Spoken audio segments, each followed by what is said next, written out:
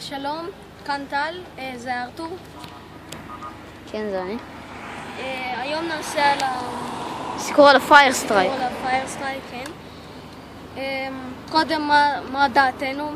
הוא מאוד נוח. כן, נראה שזה אחד האקדחים הטובים, אבל הג'ולט עם ה3 כדורים האקס הזה, נראה לי יותר טוב מזה. כן, אבל זה מאוד נוח. כן, לאחיזה. זה יורה 20 מטר. קצת יותר, 22. כן, 22 בערך, כן, נכון.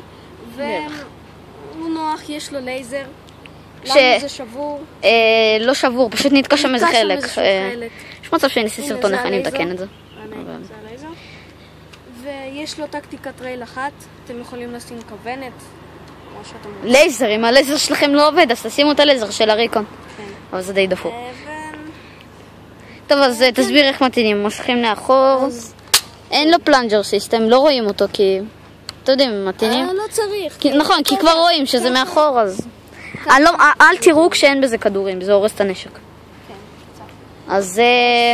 אל תעשו ככה. לא ייפול, זה תלוי איזה כדורים יש לכם. הכי טוב זה לשים את העילית. וגם את השורקים, כאילו... עם זה נופל. כן, עם זה נופל. אבל שורק זה לא נופל. לא, זה היה שורק. זה היה שורק.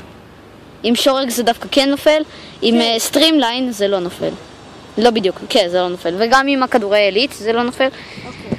אז אני אעשה את הטווח.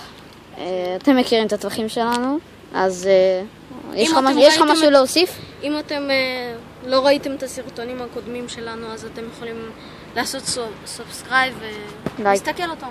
אז נעבור לטווח? נעבור לו. או שיש לך משהו להוסיף? לא. כן, פה צריך להוסיף 2 בטריות AA, מקום אחסון ל2 כדורים, לייזר מובנה, זהו. לוגו של נרף משתי הצדדים, זה לא קשור. טוב, אז נעבור לטווח. אז עכשיו אנחנו נעבור לטווח.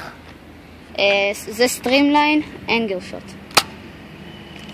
סטרימליין לא כל כך טוב, אבל... עכשיו כדור שורק רגיל, וכדור שורק אנגל שוט. אז הנה.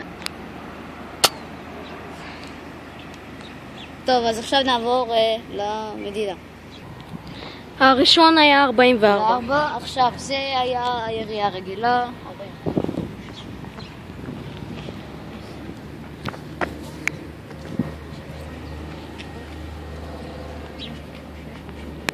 57 זה האנגל שוט של הסטרימליין.